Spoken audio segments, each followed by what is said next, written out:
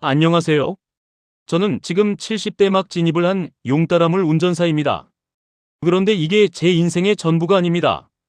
저는 21살에 군대를 갔고 전역 후 바로 공무원 시험에 합격했습니다. 그리고 한 해도 쉬지 않고 38년을 달렸습니다. 공무원, 세상이 원하는 최고의 직업, 안정성과 연금, 모든 것이 갖춰진 직업입니다. 이 말 맞습니다. 38년을 근무할 수 있었고 많은 보수는 아니지만 그래도 퇴직을 할 무렵에는 적잖은 봉급도 나왔고 지금은 어떤 분들의 월급과 맞먹는 연금이 지속 나옵니다. 하지만 저는 그것을 조금 빨리 포기했습니다. 왜 그랬을까요? 오늘 영상은 왜 나는 공무원을 그만두고 정년을 3년이나 남기고 무엇이 급해서 57세의 용딸 운전사가 되었는가에 대한 이야기입니다. 그리고 그 결정이 어떻게 제 인생을 바꿨는지에 대한 10년의 기록입니다. 혹시 당신도 지금 이 직업에서 빠져나가고 싶으신가요? 혹은 은퇴 후 어떻게 살아야 할지 고민이신가요? 그렇다면 이 영상은 당신을 위한 이야기입니다. 38년. 정확히 말하면 21살 군 입대부터 시작하면 거의 40년에 가까운 시간을 일이라는 굴레에서 살았습니다. 공무원 시험에 합격한 후 한 해도 쉬지 않고 달렸습니다. 승진, 이동, 책임, 무한 반복. 그러다 어느 날 명퇴 신청서를 쓰게 됩니다. 그 종이 한 장이 뭘 해냈을까요? 38년 동안 쌓아온 나의 직장, 나의 정체성, 나의 소속을 한 번에 정리해버렸습니다. 사람들은 이것을 명예로운 퇴직이라고 부릅니다. 멋있게 들립니다. 존경받을 만한 일입니다. 하지만 실제로는 그 순간부터 나는 묘한 상태에 빠져 있었습니다. 명퇴 신청을 받아지면 사실상 퇴직을 한 것과 다를 바 없습니다. 명퇴 신청 후 약 한 달 정도면 인사 발령이 나옵니다. 그 사이 한 달은 남은 휴가로 출근을 하지 않습니다. 그런데 이게 문제입니다. 아직은 현직 신분입니다.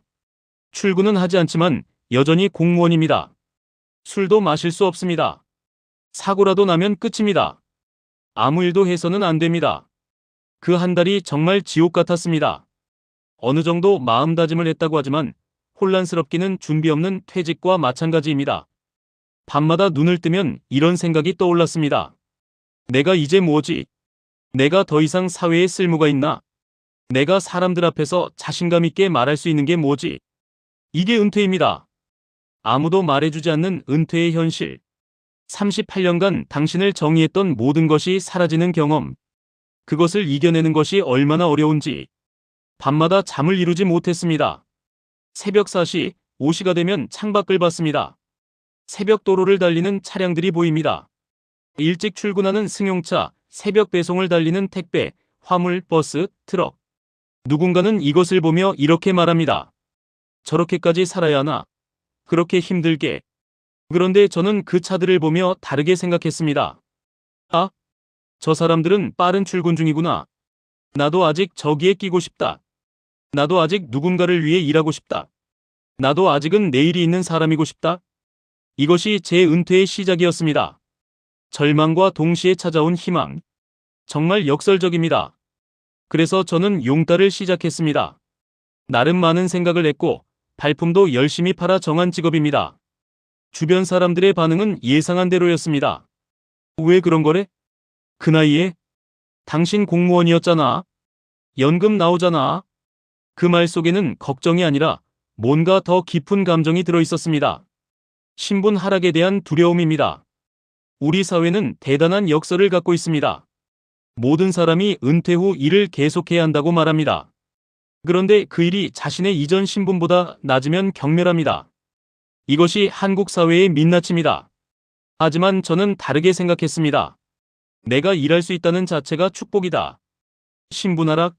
그런 말은 은퇴자에게는 사치라는 것을 지나면 알게 됩니다. 그리고 공무원 출신이 화물을 한다는 것이 신분 하락이라는 것도 잘못된 상식입니다. 40년 가까이 책상에 앉아 일하던 사람이 1톤 트럭을 몬다. 하루 10시간 400km를 달린다. 말이 됩니까? 네, 됩니다. 솔직히 처음엔 몸이 견디질 못했습니다. 허리는 쑤시고 목은 굽고 다리는 밤에 쥐가 났습니다. 신체적 고통은 상상 이상이었습니다. 책상에만 앉아있던 몸에 갑자기 10시간의 운전이 가해지는 것. 이건 고문에 가깝습니다. 그런데 저는 생각했습니다. 두 가지 생각이었습니다. 첫 번째, 남들도 다 아는데 내가 못할 이유는 없다. 두 번째, 지금이 60이지 80이 아니다. 이 두 가지 생각이 제 인생을 바꿨습니다. 처음 3개월은 정말 지옥이었습니다. 하지만 몸은 적응합니다. 신체라는 것은 정말 신비로운 것입니다. 6개월이 지나니 조금 익숙해졌습니다. 1년이 지나니 이게 당연해졌습니다. 그리고 10년이 지난 지금 저는 이 일을 더 이상 고통스러워하지 않습니다. 이제 이것은 제 일입니다. 제 정체성입니다. 세상은 이것을 신분 하락이라고 부릅니다. 하지만 저는 이것을 신분의 전환이라고 부릅니다.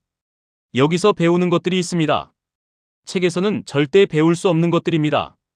처음 용따를 시작하면 모두 바보입니다. 이건 농담이 아닙니다. 1톤 트럭에 2톤을 실어도 무게 감각이 없습니다. 차가 가니까 괜찮겠지.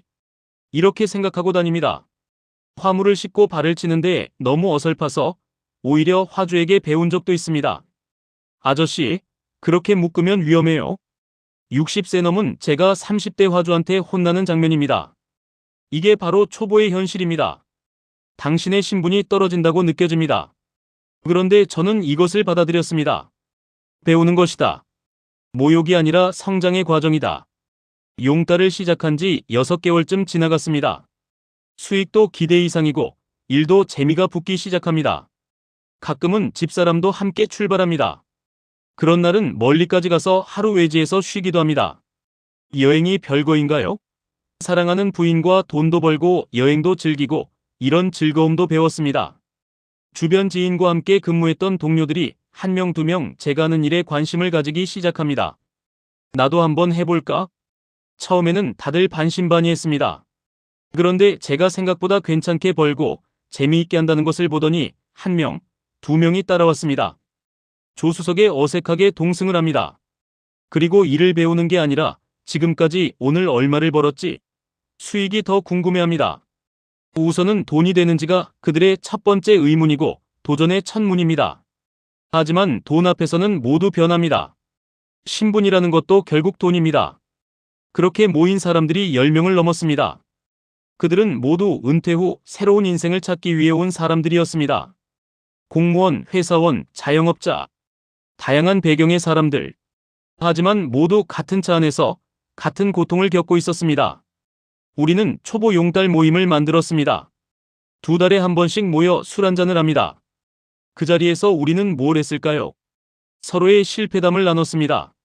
화물 떨어뜨린 이야기. 아, 그날 내가 그런 일이 있었어. 화주한테 욕먹은 이야기. 그건 뭐, 내가 당한 일에 비하면 바보 같은 실수. 너 봤어? 내가 한 일들.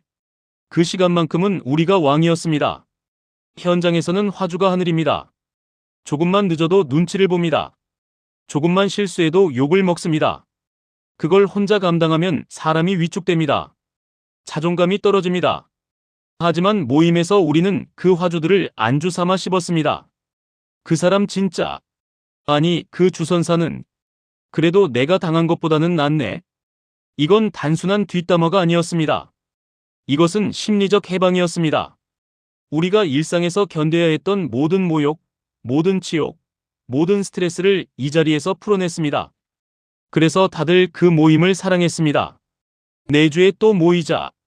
그때까지 재미있는 일 생기면 꼭 얘기해. 이것이 초보 용달 기사의 공동체입니다. 돈이 아니라 감정이 교환되는 곳. 1년쯤 지나자 초보들은 어느새 용달의 신이 되었습니다. 이제는 발을 어떻게 치는지 눈으로 압니다. 무게를 어떻게 가늠하는지 감으로 알 수 있습니다. 처음에 화주한테 배웠던 것들이 이제는 당연하게 몸에 배어 있습니다. 화물의 무게를 보면 이건 이렇게 실어야겠다고 즉시 판단합니다. 마지막으로 베트남 단체 여행을 갔습니다. 초보 모임의 마지막 공식 행사였습니다. 우리는 이제 더 이상 초보가 아니었습니다. 그래서 모임을 해산했습니다. 이제부터는 우리는 동료다. 모임이 아니라 친구다. 하지만 지금도 서로 전화합니다. 오늘 오더 잘 나왔어. 몸은 괜찮아? 요즘 수입은 괜찮아? 이것이 은퇴 후 공동체의 의미입니다.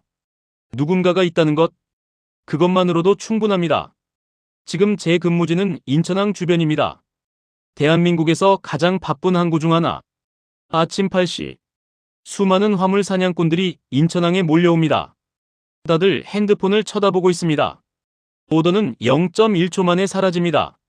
정확히 0.1초입니다. 이건 과장이 아닙니다. 앱이 열리는 순간 좋은 오더가 떴다가 자신도 모르는 사이 사라집니다. 20명, 30명이 동시에 그 오더를 클릭합니다. 그 중에서 가장 빠른 사람, 손가락이 가장 재빠른 사람만이 그 일을 잡습니다. 이게 현대의 게임입니다. 학벌도 신분도 상관없습니다. 모두가 공평합니다. 순수하게 반응 속도와 경험이 경쟁합니다. 저는 10년 노하우로 그것을 잡습니다. 처음에는 이것도 배워야 할 것이 많았습니다. 거래처라는 단골 화주가 몇 분 계셨습니다. 좋은 일감을 줬습니다. 하지만 시간이 지나면서 저도 그분도 서로 부담스러워지기 시작했습니다. 계속 같은 사람에게만 일을 주는 건 아니지 않나. 그래서 완전히 프리로 전환했습니다. 지금 저는 하루 사건 정도, 거리가 가까운 곳 위주로 오더를 처리합니다. 가까운 거리. 이것이 핵심입니다. 왜냐하면 첫 번째, 시간이 적게 걸립니다. 아침에 오더를 잡으면 점심 전에 끝낼 수 있습니다. 두 번째, 신체 부담이 적습니다. 이 나이에 한 번에 100km를 가는 것보다 20km를 4번 가는 게 낫습니다. 세 번째, 오더가 많습니다. 거리가 가까우면 오더의 회전율이 높습니다. 이런 식으로 하루 사건을 처리하면 수익은 15만 원 이상입니다.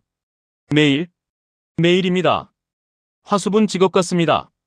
이 나이에 이 시간에 이 수입을 만들어낼 수 있다는 것. 이건 돈이 아닙니다. 이건 자존감입니다. 처음 60세일 때는 달랐습니다.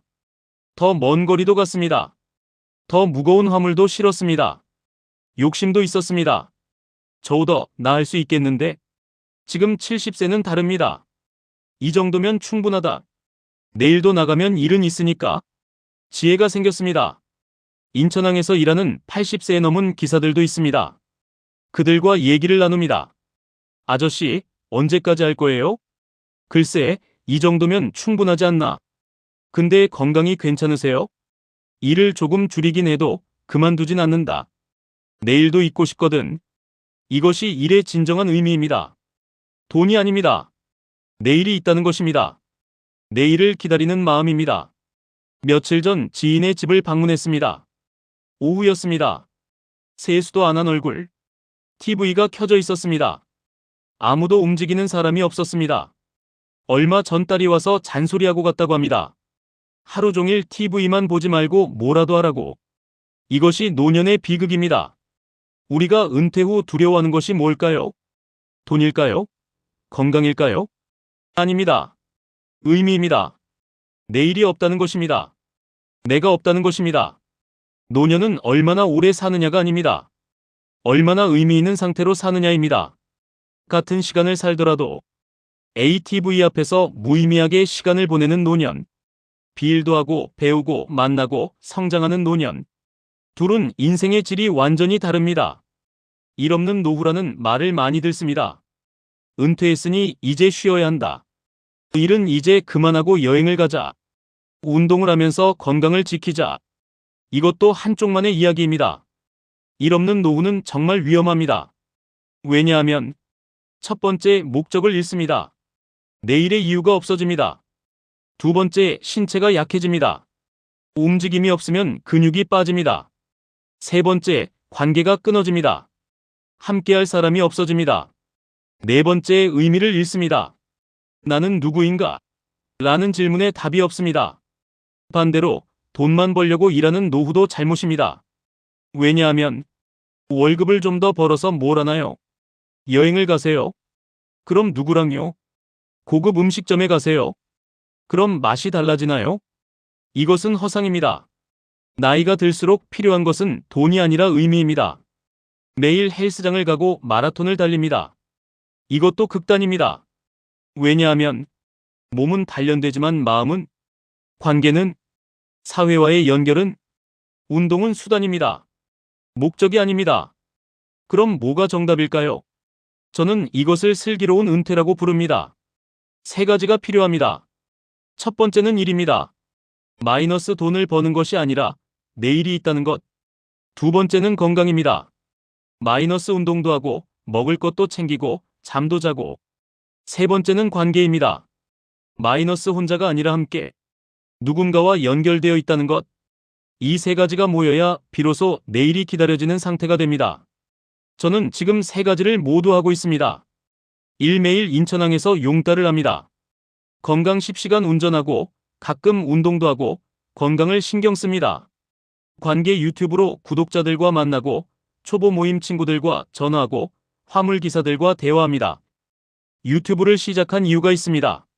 주변 사람들이 저를 봤습니다. 어떻게 이 나이에 저렇게 활발하지? 용달도 하고 유튜브도 하고.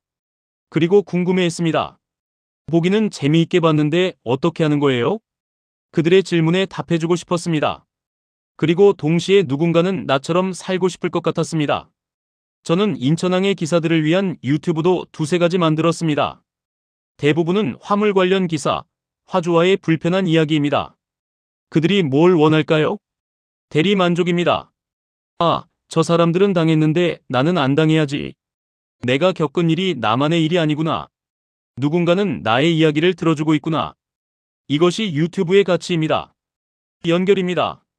이제 마무리해 보겠습니다. 젊을 때 일을 하는 것은 목적이 있습니다. 가족을 부양해야 합니다. 노후를 준비해야 합니다. 이 둘은 젊은 분들이 피할 수 없는 숙제입니다. 이 숙제를 게을리했다가는 노후 폭망입니다.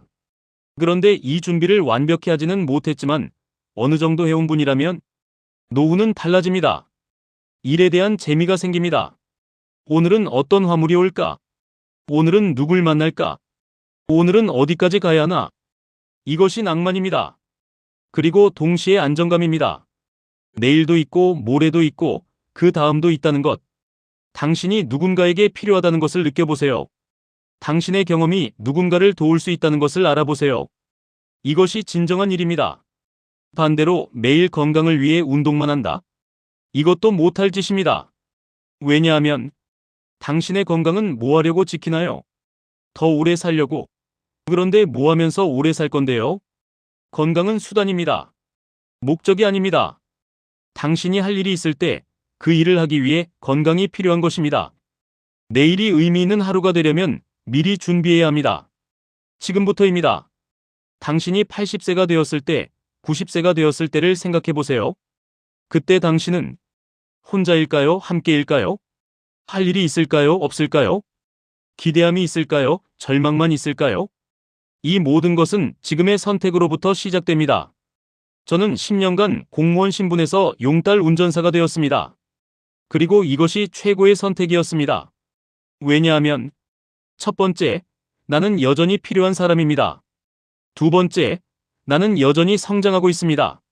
세 번째, 나는 여전히 누군가와 연결되어 있습니다. 지금 저는 마이너스 일은 하지만 그것이 전부가 아닙니다. 마이너스 건강을 신경 쓰지만 그것만 하지는 않습니다. 마이너스 돈을 버지만 그것이 목표가 아닙니다. 이것이 슬기로운 은퇴입니다. 당신은 지금 무엇이 두렵나요? 은퇴, 나이, 돈, 건강, 모두 중요합니다. 하지만 가장 중요한 것은 당신이 내일을 기다리는가? 그것입니다. 당신도 할 수 있습니다. 나이는 숫자입니다. 신분도 결국 카테고리입니다. 중요한 것은 당신의 의지입니다. 내일을 기다리는 마음입니다.